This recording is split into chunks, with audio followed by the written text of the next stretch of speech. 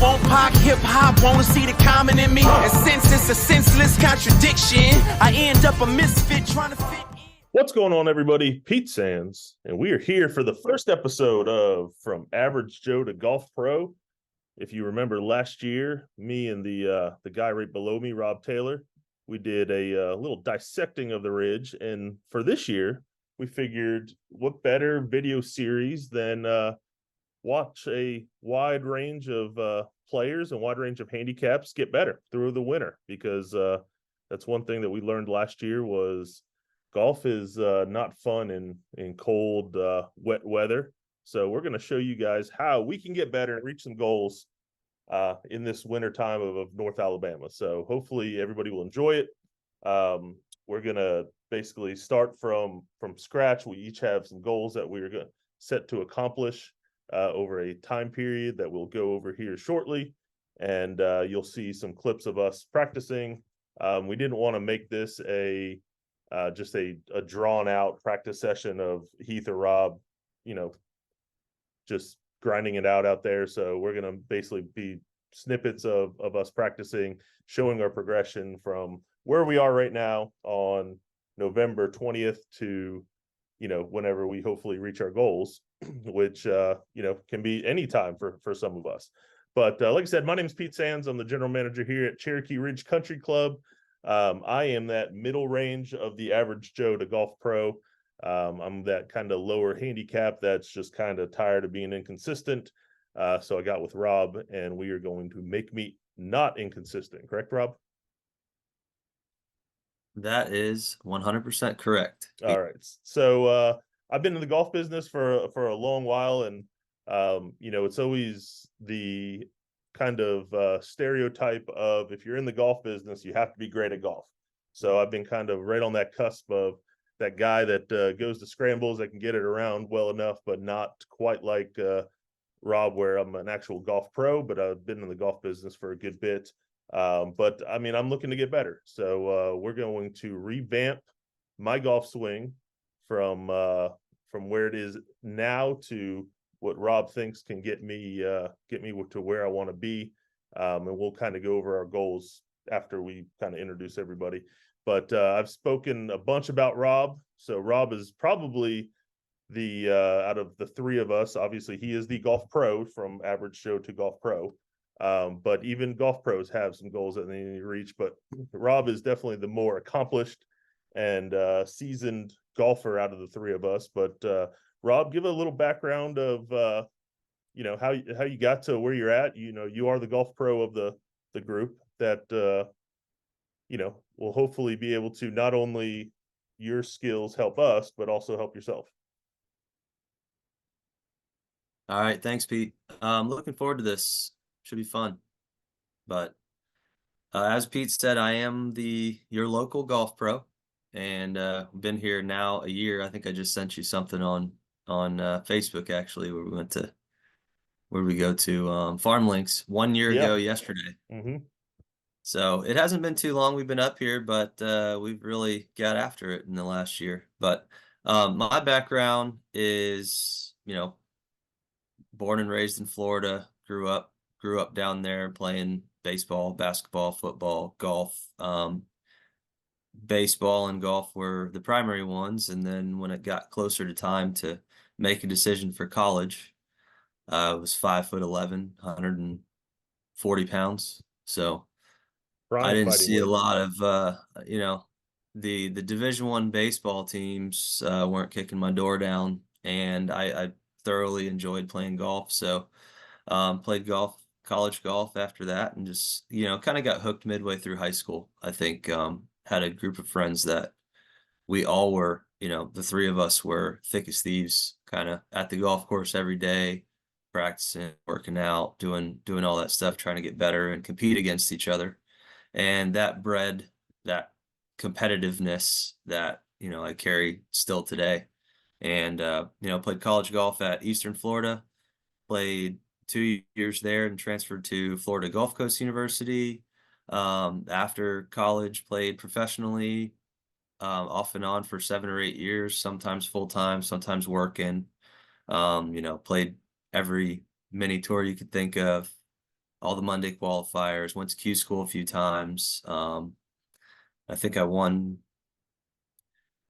I can't remember exact count, but somewhere around 15 or so different mini tour events, you know, at different levels. So had some success obviously with that, but I'm not on the PGA Tour, so here we are.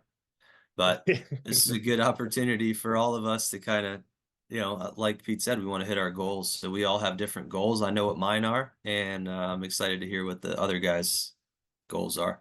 Yeah, and speaking of someone that hopefully knows what his goals are, we have Heath up there in the top left, who is our average Joe. He's also an employee out here at Cherokee Ridge. Heath, what's going on, buddy?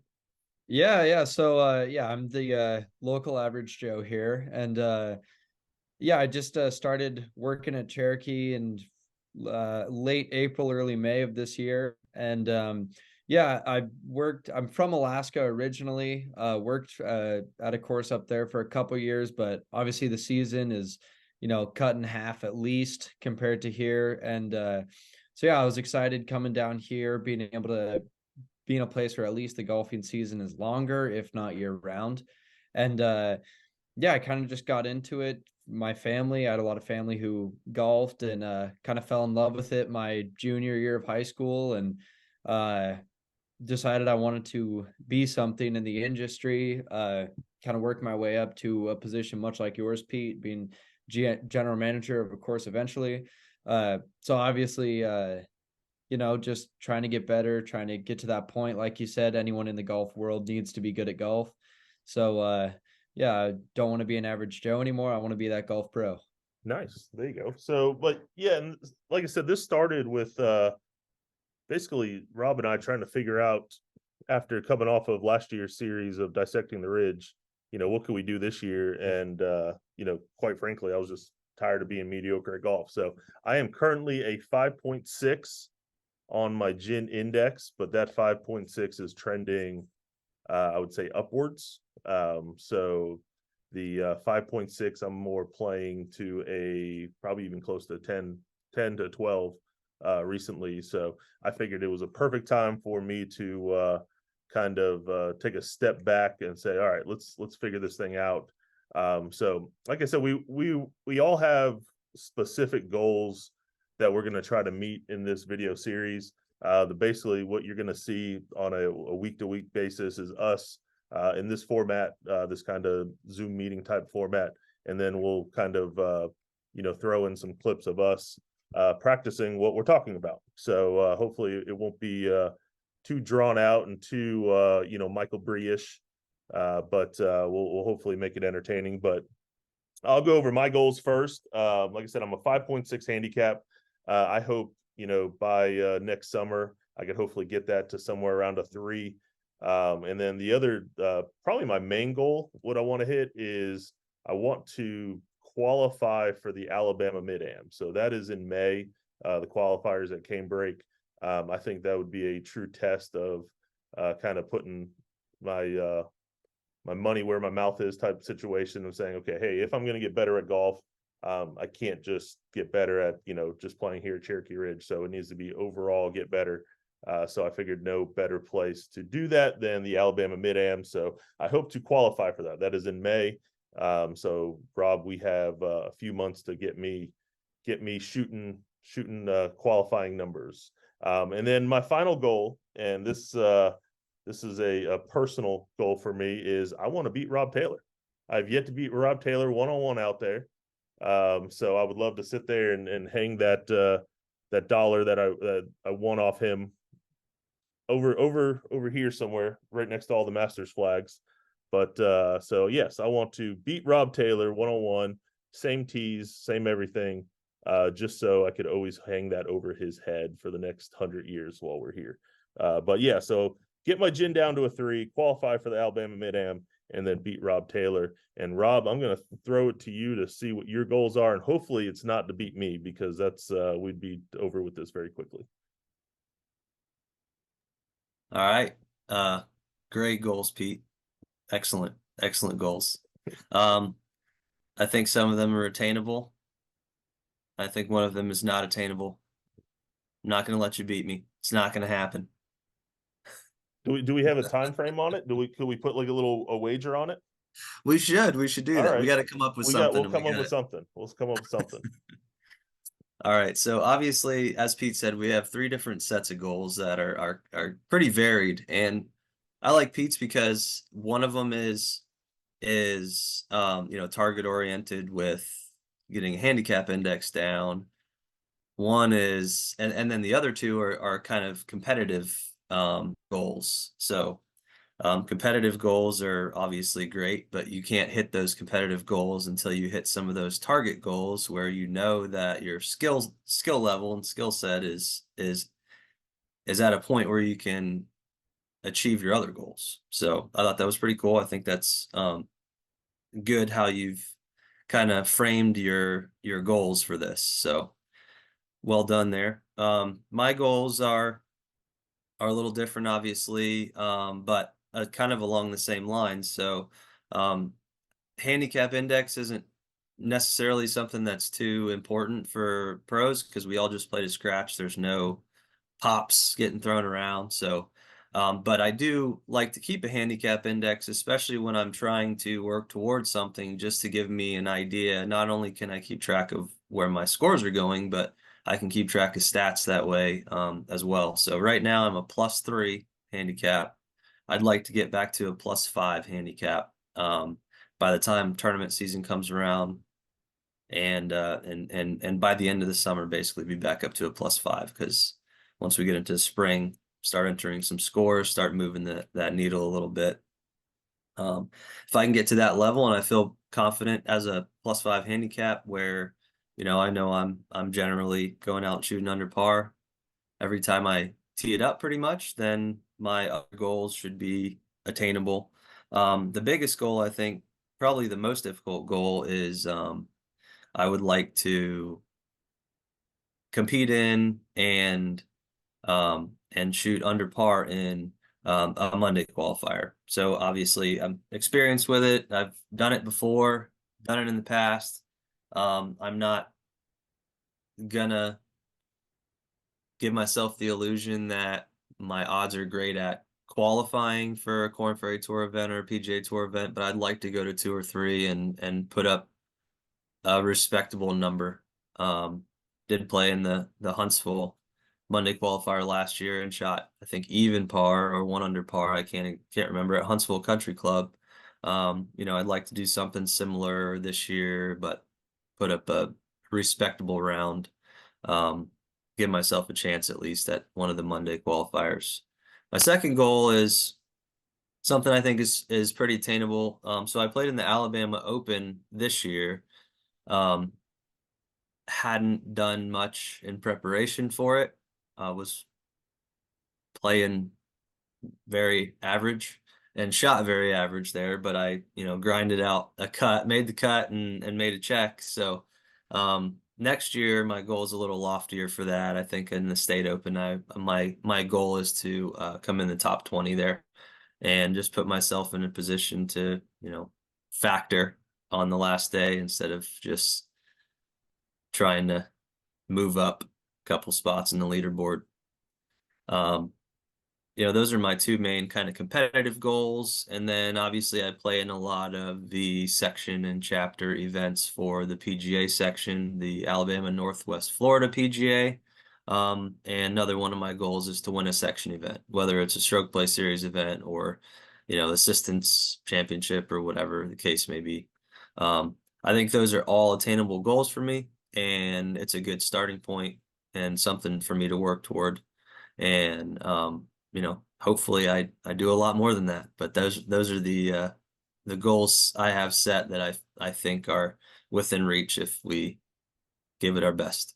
Well, and I think it's sometimes, especially in situations like this, you sit there and you look at the three of us. So you have, the average Joan Heath, the kind of mid to low handicap in me, and then a golf pro. And you wouldn't think that the golf pro would have similar goals to everyone else. But I mean, I think it's key that you're able to, put something down on paper and work for it. And I mean, throughout the series, you're going to see that the practice probably is going to look a lot more what's the word I'm looking for, like boring or a lot more like tedious on Rob's end, because a lot of his shots that he's going to be hitting, he's hitting the correct shot. But he's just basically getting into that mindset of, being able to hit that shot 100% of the time, knowing I'm going to land it there, my ball's going to do this, where I think Heath and I are more of the, all right, how do we just even hit that shot? And how do we get there where, we're sitting there and we're comfortable attempting that shot?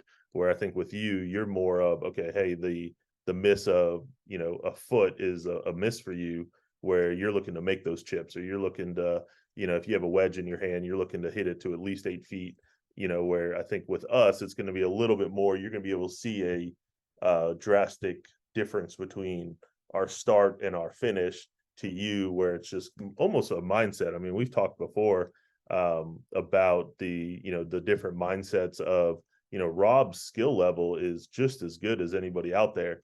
But it's just, can you click that mindset to get it where, it's turning on at a certain time and you're on it on the certain time. And, to give kudos to him, he, like you said, he played in a bunch of the sectional stuff this past year, and he was able to, I think you top 3'd the assistants. Yeah, I came in third in assistants, and obviously I'm still working towards Class A, so I'm an associate at this point, which limits, like, there's a couple events I can't play in because I'm not Class A yet. So we're working towards that too, because that's going to open up some more opportunities to play in some more of the national events and potentially do some more fun stuff a couple of years down the road. So that's kind of why my goals are what they are, because it's stuff that I can do still as an associate. And I'm not, I'm still 3 years from now, my goals hopefully will be a lot different and a lot loftier. Yeah, for sure. I mean, I would love for this to, domino into being able to show not just ourselves, but other people that, okay, hey, here's a perfect time, to set a goal and be able to try to attain that goal. And here's how you do it. And here's the work that needs to be put in. But the one person we haven't got to, Heath, you said, I think your goals, like from where you are, might be the highest of the three of us.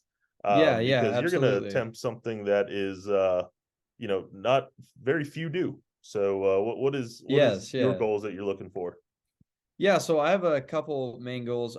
So just real quick, I actually, before I go on to my goals, I do want to say, when you were talking about Rob still having goals as a golf pro, I think for the mid to low handicaps like yourself, or the high handicaps like myself, it's really nice to see that the golf pros who, in my eyes, just seem like, well, if you're perfect, you're perfect. But even then, you're still gonna get better, get better, get better. That's really like kind of inspiring to see. But going on to my goals, so I'm shooting right now. I'll keep it I can shoot in the 80s, but 90s are more common, and 100 isn't out of the question. And but my main goal is, for one, I want to get my first round in the 70s. That's going to be like my first checkpoint, is just shoot one round in the 70s. And then after that, my goal is going to be to shoot 160 or better through 36 holes back to back.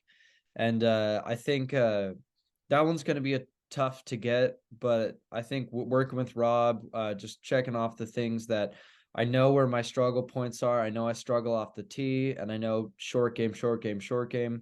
So I think once I kind of tighten up those parts of my game, I should be more realistic, looking at shooting 160 or better. And then my third and final goal is in match play, beat Pete Sands straight up. Those are my 3 goals. I think they'll happen in that order. Okay. But those are my 3 goals. Are we gonna put a wager? Are we gonna put a wager on this one too? You call it. I'm okay. So now I know how Rob felt. Like, I mean, Rob, I'm sorry I insulted you for saying that I wanted to beat you, because I feel insulted right now. But so the 160 thing, Heath, it comes from like you said, you're trying to get into the golf business, and part of that is going through the PGA. And to be able to get into the PGA, you have to pass what's called a PAT, which it's based off of like the course rating and handicap of the course, or the slope and rating of the course. But mostly it's basically, can you go shoot 80-80 in a 1 day stretch? So that's basically where the 160 comes from in 36 holes, is can you go out there and shoot 80-80 2 rounds in a row. So like I said, I think those are the which, Rob, you might be able to help me on this, like the tiers of like getting better, right? Like, so anybody, the first tier is like, hey, can I break 100, and then can I break 90, then can I break, like, I feel like the little things, like Heath was saying, short game can get you from not ever shooting that 100 again. But the stuff of shooting that 80-80 is more of, okay, hey, I can't put a ball out of play, I can't have that big number on the scorecard.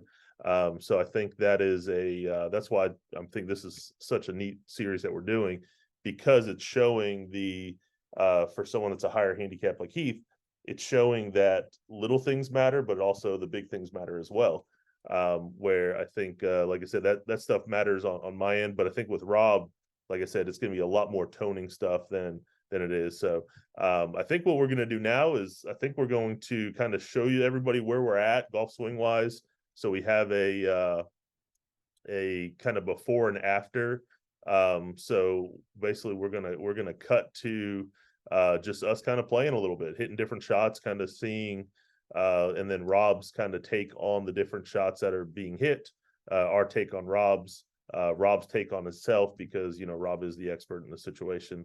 And then when we come back, we're gonna sit there and basically kind of give everybody an idea of kind of the ins and outs of where you can find us on this video, when we look to release it, and all that good stuff. So hopefully this will not be too comical watching Heath and I golf swing, but hopefully we'll be able to show some insight of why we're even doing this in the first place.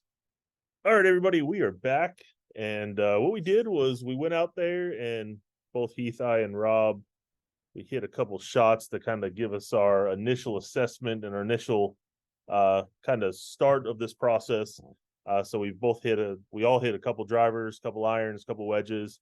We'll kind of go through these. This is gonna be a little different than our normal routine, where the episode each week will normally be kind of us talking about what we worked on, that previous week, and kind of show some footage from there. So this is gonna be a little different than what we're gonna do going forward.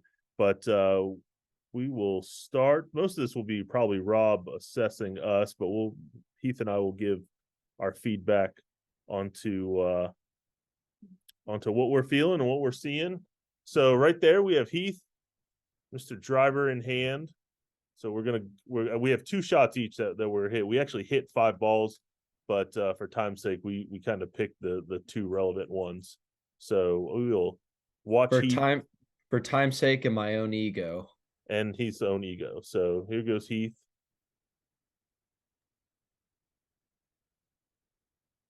First one. The first one he actually caught pretty well. I think this was one of his better ones. So you'll see the numbers on the side. So you have 247, 100, just over 1,700 spin. Rob, your first assessment on that one? Anything pop out on you? Yeah, so posture for Heath is always something he's going to need to be cognizant of.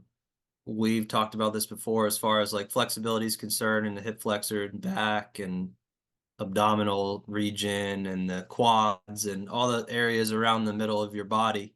I think he's got some flexibility issues there that are hindering his ability to get in kind of a good posture and stay in a good posture. So there's a lot of the rounding of the back, coming out of the spine angle into the ball, those types of things all usually stem from some flexibility issues. Yeah. And so we look at his club head speed right around 100. I think the first one was like 107. Second one was 101, almost 102. Could you see working on that, even some strength? I mean, I know one of the things that you are putting out for Real Tour Golf this winter is, you know, some strengthening and clubhead speed work. Do you see that will Yes. be very key to him going forward? Absolutely. Yep, that's you know, it all ties together. So flexibility and mobility breeds speed. It's not necessarily a strength thing. It's more of a s- mobility and flexibility restrictive. You know, there's a lot of things restricting him from swinging it faster. He's a strong guy, so he should have no issues with hitting it farther. If he can you know kind of loosen up some of those areas that are hindering him from getting the most out of his golf swing. Yeah. And Heath, I mean, that was kind of your first time on camera swinging a club. I mean, I know we were talking a little earlier about it was a little different knowing that a handful of people will be watching it. But I mean, that's kind of part of it, right? Like we want to put ourselves in uncomfortable situations on the golf course to help, you know, advance us to reach those goals we talked about earlier. Yeah, it definitely makes it a different ball game knowing even if it is just the, you know, two new people you're golfing with, or if there is a camera behind you, it just there's a different feel to it. It's kind of a different mentality behind the ball, and that's kind of what I think was like my biggest kind of downfall today was, you know, I'd hit one bad shot and I know the camera saw that. So then that Oh, freaked yes, it me did. out. And Yes, it it did. was really hard. It was really hard to get that confidence back to then, you know, readdress and hit the ball to the best of my ability after hitting those bad shots. Yeah, and I think that's kind of, you know, mental game is almost just as important sometimes, and to realize to trust the golf swing that you're going to be working on. You know, I know that's, you know, a big thing with me is the consistency side of it, and I think that's probably a big part of being consistent is trusting your golf swing and trusting, you know, it'll be somewhat where you're hoping it goes. But let's take a look at my driver swing real quick, and then we'll let Rob assess this. I actually hit a couple good ones, so that's kind of my MO, right? I hit a couple good ones, hit a couple bad ones. So, um, Rob, thoughts on postures a little off there? Yeah, so you guys both have a similar issue, you know, posture wise, the same kind of thing going on. The difference I feel like between you and Heath is, you know, the way that Heath comes into the ball is a lot different from how you come into the ball. You get some lag. You've you've kind of figured out a way because you're a lower handicap. You know, obviously you've learned how to use your hands a little bit to make that club catch up, and but you could also benefit from some flexibility and mobility improvements, and I know that's been discussed, and I know both of us probably should spend, all three of us really should probably spend a little more time in the gym and working with Kent from time to time to get that loosened up a little bit. But the key differences the between Heath's swing and Pete's swing are kind of what you guys do in transition on the way down. Heath's club tends to get underneath, and then he's losing his spine angle, so his lower body's kind of moving towards the ball, and the club's coming from way inside, moving towards the ball. So you have two options. You stop everything and flip it and try and catch it somewhere in the middle there, and you hit it okay, or the hossel's going into the ball, or, you know, there's a lot of things that can go wrong there. And a lot of it stems just from being able to stay in that good posture.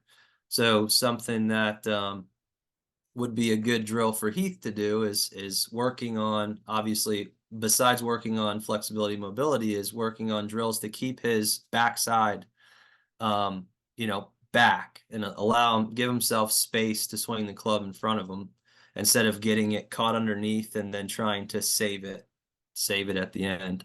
Pete, on the other hand, you're kind of a polar opposite. Your lower body moves towards the ball too, but you're really good about getting the club out in front of you.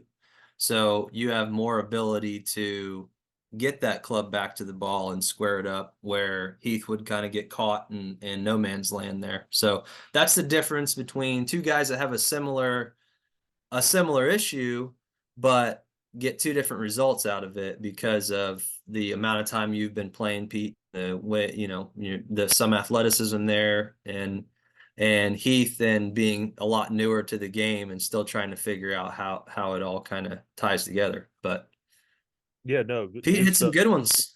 I did. I mean, that's like I said, that's my MO, right? I hit a handful of them that makes it look like I should be scoring a whole lot better than what I do. So we're gonna now take a look at Rob's drive. And you'll probably see a lot more. I mean, if you look side by side, that posture is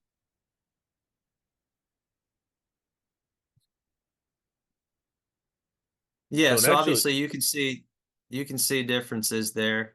That was one of my worst ones. That was a kind of spinny out to the right one, which is my, that's going to be my miss, especially with. So it's funny. I think this one is with your driver. Yeah. yes. This is where we switch drivers up. This is And watch the the difference. nuked one. Watch the difference. The numbers on the nuked one. Look at the is, number difference. Yeah. So let's equipment aside, I'm working through some things with my driver right now. We're probably going to swap a shaft and do some different things. It's just not working for me right now, but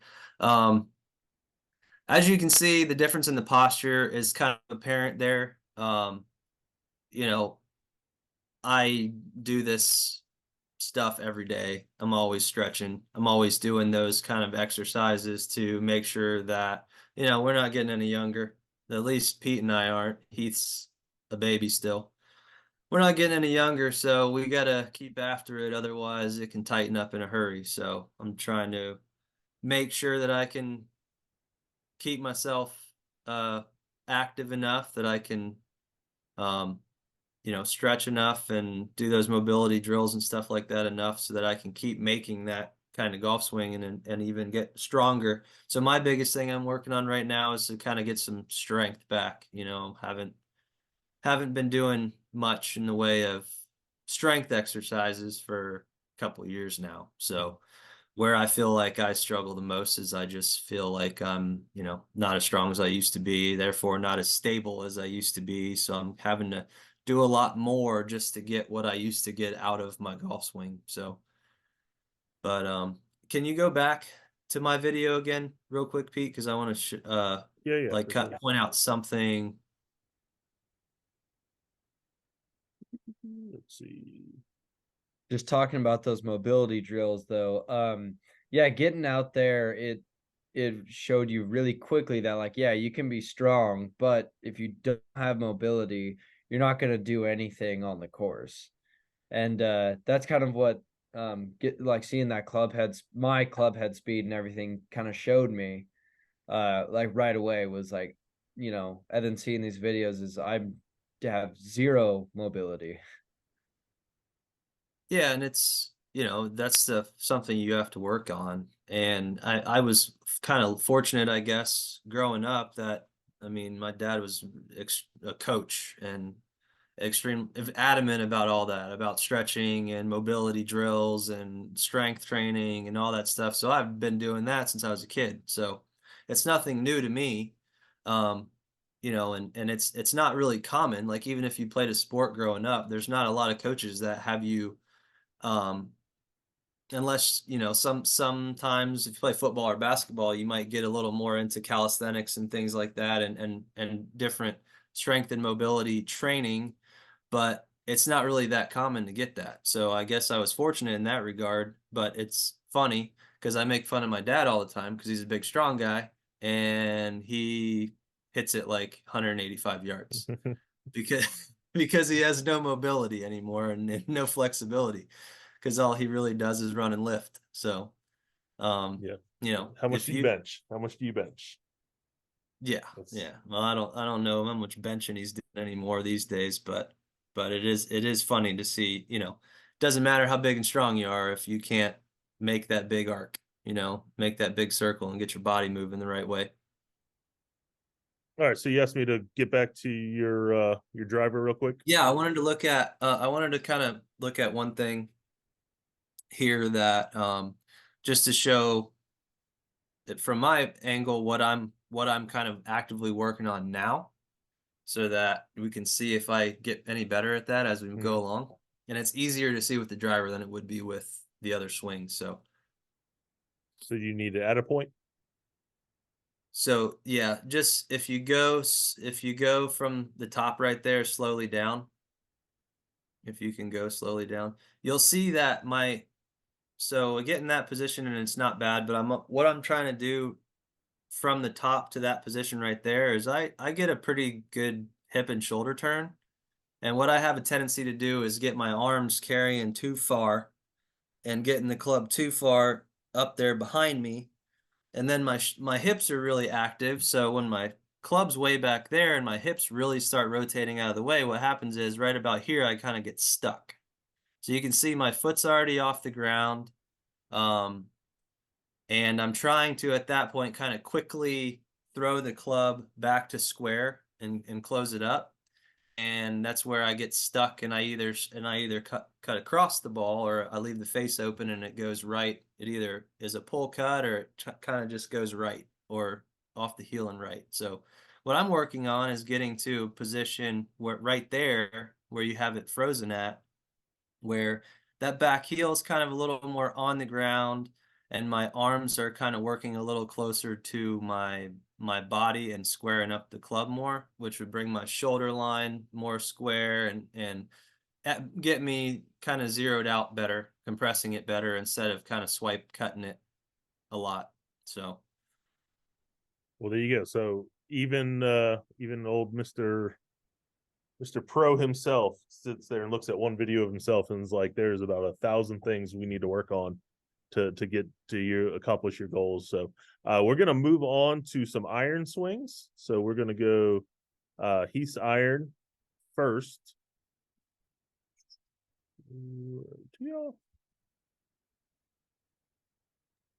And from right here, Rob, similar setup, it looks like. I mean, yep, setup issues. Start with Heath with his posture, and then alignment. He has a tendency, as you can see right here, the flag is somewhere around where that left side of that bushy tree is. And as you can see, he's kind of aimed pretty much right of the green, kind of at that hill to the right of the green. So that right there is going to cause some problems because you're going to have to figure out a way to get that club face going back towards that flag. And from where he's going to get in a position here, we'll see he gets right. And that was one of the better ones. He was able to kind of quickly throw his arms through it and get that club back kind of square. But you can see right here, not too bad, but there goes the hip. He's coming from inside.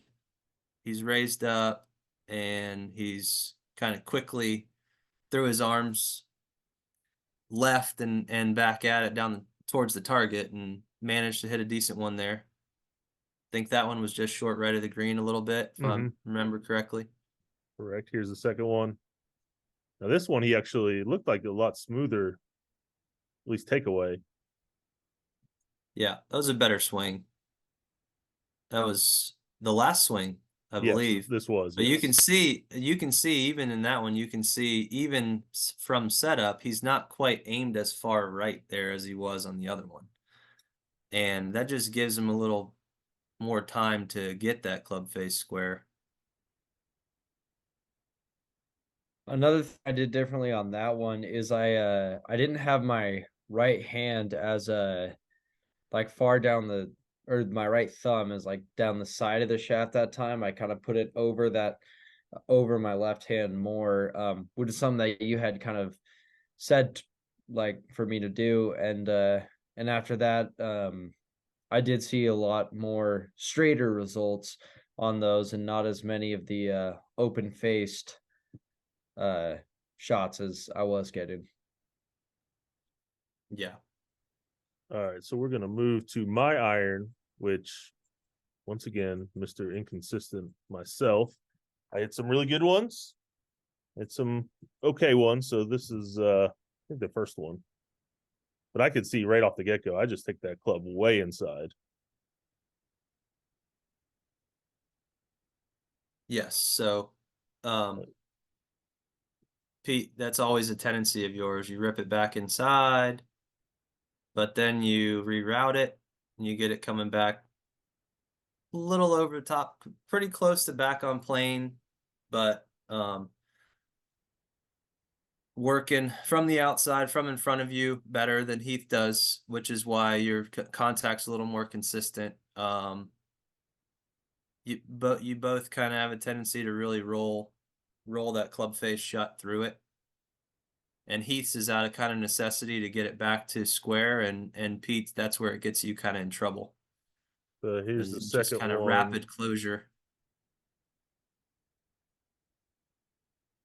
You just kind of see that move over the top a little bit right A little there. reroute. And then And you there's can see there, one of my issues that I feel is that I just shut the face at impact. You yeah, can see you it's can wide see it open right here, here. and close Boom. there. Rapid closure. Obviously, think about if the face is going from 4 degrees open to 4 degrees closed really quickly, there's not a lot of room in there in the middle for 0, right? There's not a lot of room in the middle for there to be a straight ball. Whereas if it's coming from 1 degree open to 1 degree close in that same period, there's a lot more opportunity for you to hit a straighter ball there. So with both of you, that kind of rapid closure of the face can breed inconsistency. Like Pete, every once in a while, you'll hit just an absolute rocket left, where it's just you flush it, but that face is already shut and it's just gone because you de-lofted it and it goes a mile. So Well, and that's the other issue I sometimes run into is like my yardages. So there's Mhm. times where I feel like I'm hitting the same exact shot, but one will fly 10 yards farther than the previous one. And for the goals I'm trying to reach, like that discrepancy has to get way down to, if I have my 160 club, I know it's, max if I, really go after it's going, 163, but normally it's right around probably that 158 to 160 range, and the more Mhm. consistency that I'm talking about. So, and then here is old pro himself, Rob Taylor. So something Heath brought up here when I was hitting these shots was that I do the same thing every time. And that's vital. Routine is huge.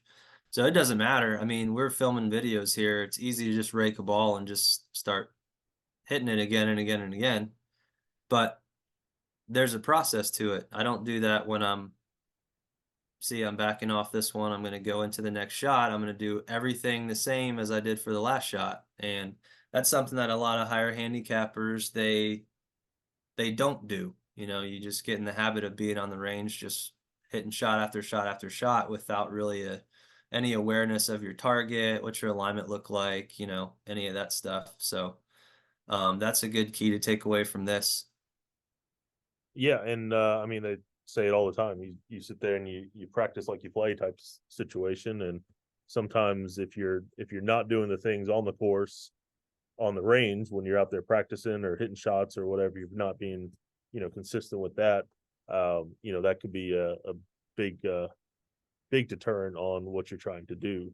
So, and then we finally hit some wedges that we went out to old number 5 and hit a few wedges, and we're going to go Heath first again.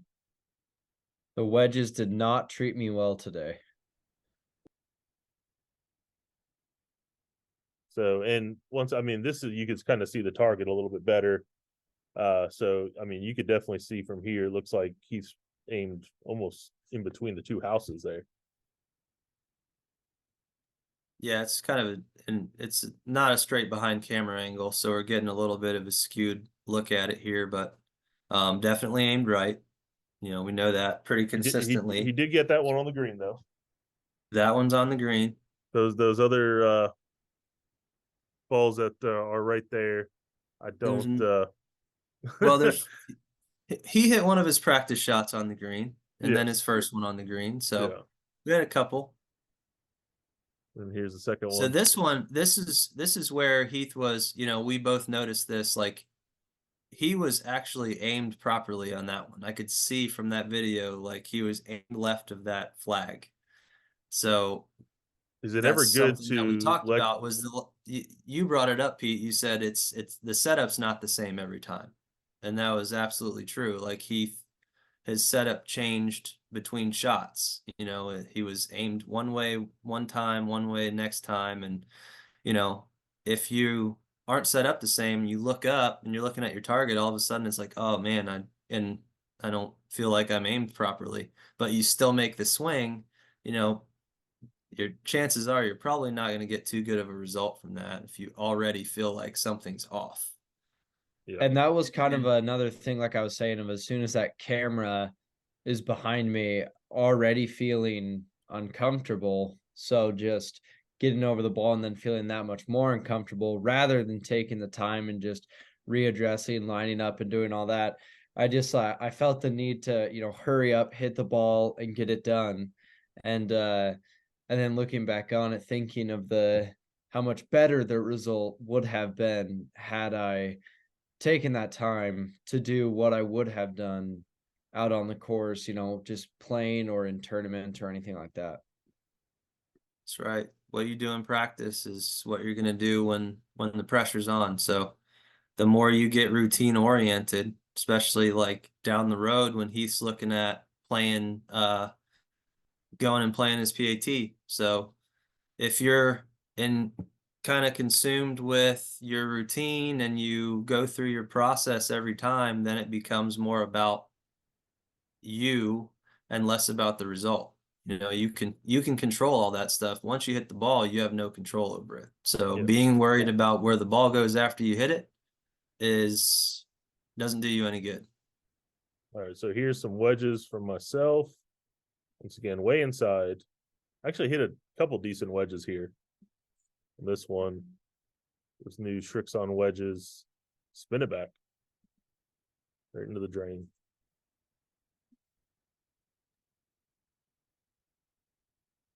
Yeah, again, you specifically with the wedges, Pete, you can see that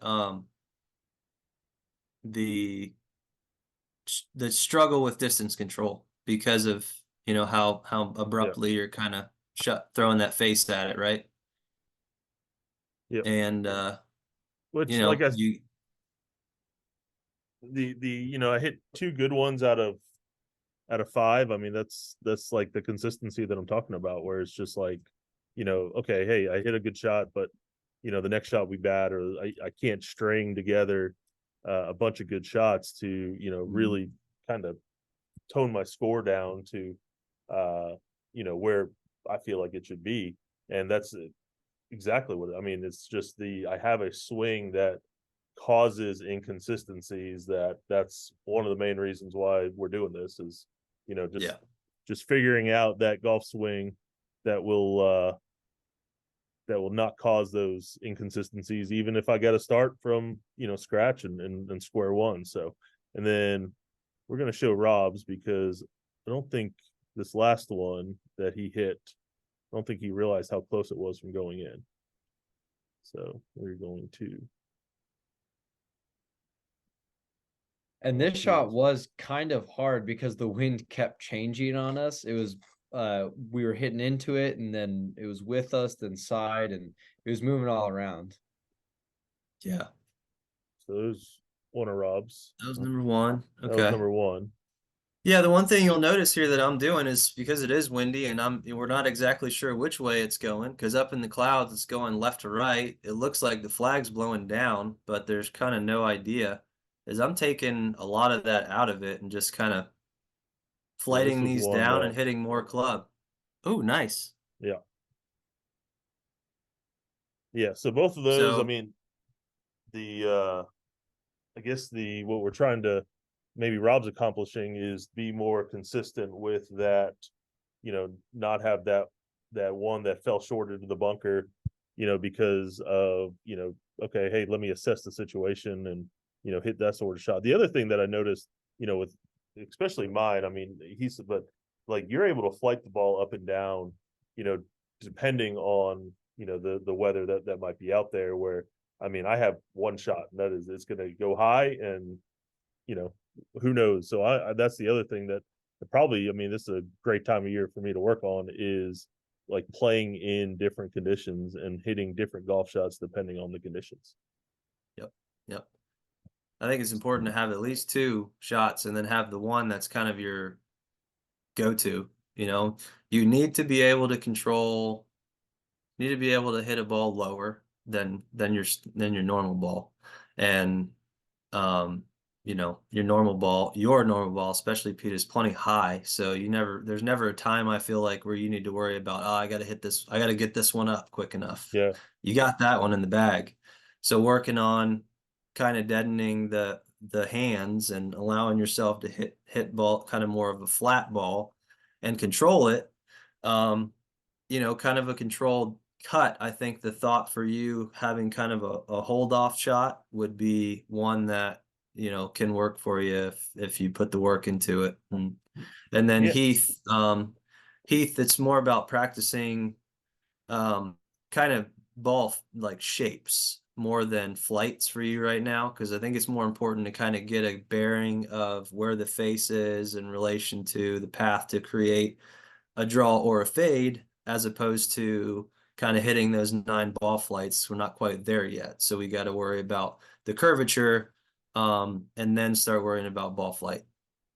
Yeah, and I mean, yeah, definitely. So that's kind of, what's going to happen over the next few weeks to few months, is you guys being able to see the progression of both Heath, myself, and even Rob, being able to kind of tone some of that stuff up. But we're gonna put out a video every week, so we're gonna try to put it out every Friday, that kind of showcases our progression, what we're working on, what program Rob has us on. So next week you're gonna get a little more in depth of, kind of the programming of, how are we going to go from where we're at now to our goals that we discussed earlier. But we're going to do this every Friday. I don't see, we're going to try to keep the episode somewhere around, the 20 to 30 minute mark, so it's not too drawn out. This one was a little bit longer, but I think that just is kind of nature of the beast whenever you're starting something like that. But guys, I mean, any last little comments before we see everybody next week? I know, Rob, me and you got to look at, we got some weather coming in tomorrow, but hopefully, this week we'll be able to get out there and start working some things. And Heath, I know, heck, you were even talking to Rob earlier today about, hey, can we go out there today to start working on things? Yeah. It definitely opened my eyes to some things I need to work on immediately. And that's what I'm looking forward to, mostly just working on the details and getting out there with Rob, and like you said, playing in some different conditions. Yeah, absolutely. I'll tell you what, my goal is going to be, I got to find me a set of those old school Jim Nance headsets you guys are wearing. I'm telling you, old school style. I need to get my my headphone game up. Yes. I mean, I think you actually sound clearer than all of us, though. So that shows what technology can do. But all right, everybody. Well, we appreciate you guys watching. This is the first episode From Average Joe to Golf Pro, where it's going to showcase and kind of see the progression of 3 different golfers, 3 different skill levels, and 3 different goals. And we look forward to doing this, and we hope that everybody, enjoys it and has a great week. And we'll see everybody next week.